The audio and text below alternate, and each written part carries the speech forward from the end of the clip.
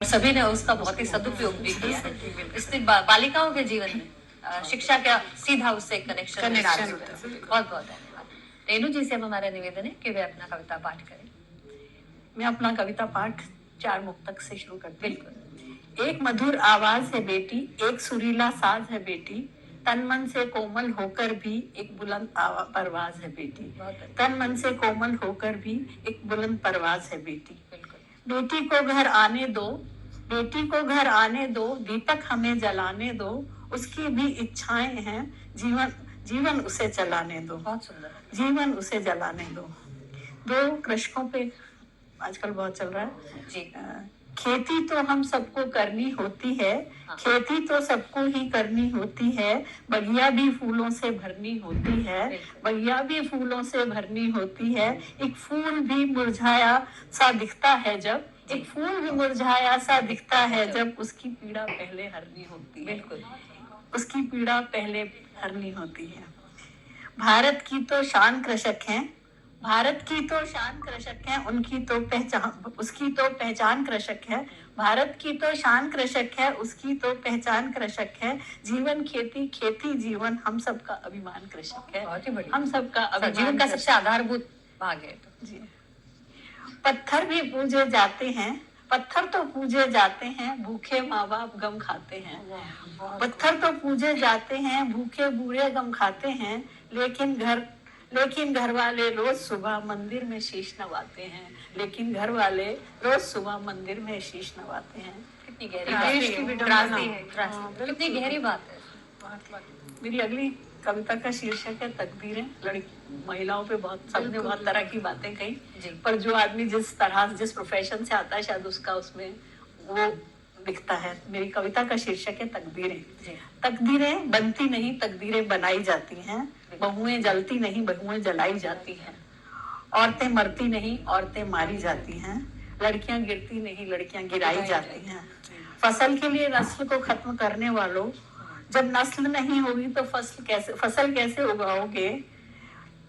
फसल के लिए नस्ल खत्म करने वालों, जब नस्लें नहीं होंगी तो फसलें कैसे उगाओगे? जब धरती नहीं होगी तो फसलें कहाँ लहराओगे?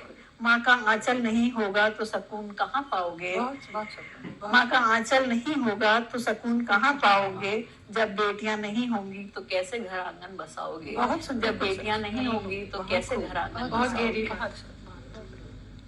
वेदना है ये, बिल्कुल नहीं बड़ी। एक में अलग रंग का गीत है, जरूर, पर मैं गा के तो नहीं, सुनाई देती हूँ जी। इसमें मैंने नारी को नदी के रूप में लिया है। अच्छा। शीर्षक, नदी नदी तुम क्यों बोराई हो, नदी तुम क्यों बोराई हो, मुश्किल है जीवन पथ लेकिन हर सूरत में इस पर चलना है। मुश्किल है जीवन पथ लेकिन हर सूरत इस पर चलना है। चट्टानों और बाधाओं से टकराना और संभलना है।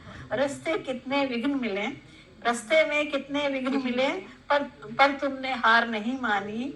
कब कोई रोक सका हो उसको जिसने चलने की ठानी, कब कोई रोक सका उसको जिसने चलने की ठानी। सागर की चाह अगर तुमको बस आगे बढ़ती जाओ, रखो ध्यान में मंजिल को, कठिनाई से मत घबराओ। सागर की चाह तुम्हें है, बस आगे बढ़ती जाओ, बस ध्यान में मंजिल को रखो, कठिनाई से मत घबराओ। नदी तुम क्यों शर्माई हो, नदी तुम क्यों शर्माई हो। तुम जीवन की प्रेरणा सतत,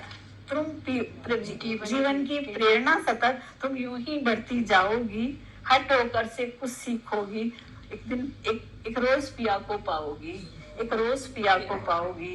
ये मार्ग तुम्हारा साथी है, सागर तक पहुंचा ही देगा। ये मार्ग तुम्हारा साथी है, सागर तक पहुंचा ही देगा। जो देखेगा तुमको बढ़ते, वह तुमसे शिक्षा ही लेगा।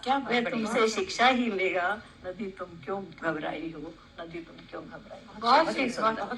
स्त्री को नदी का रूप देना, मैंने अपने कल्पना की कितनी बड़ी ऊंची उड़ान है आपकी तरफ से रेणु जी। आपने कितना इसको विस्तृत रूप दे दिया है। एक नदी के तौर पे स्त्री को प्रस्तुत करना, उसकी सीमा ही नहीं रही है और सीमित उसके पर हो चुके हैं, बहुत आगे बढ़ चुकी है। आप सभी ने अपनी कविताओं से स्त्री के विभिन्न रूपों को आज यहाँ साकार किया। ऐसा लगा एक इंद्रधनुष सा हमारे सामने स्त्री के अलग अलग मनोभावों का, उसके जीवन का और उसके रूपों का हमारे सामने उकेरा गया हो। बहुत ही सुंदर आप सभी का कविता पाठ था, जिससे हमारे मन को अपार शांति, असीम आनंद और एक अलग तरह की अनुभूति हुई है।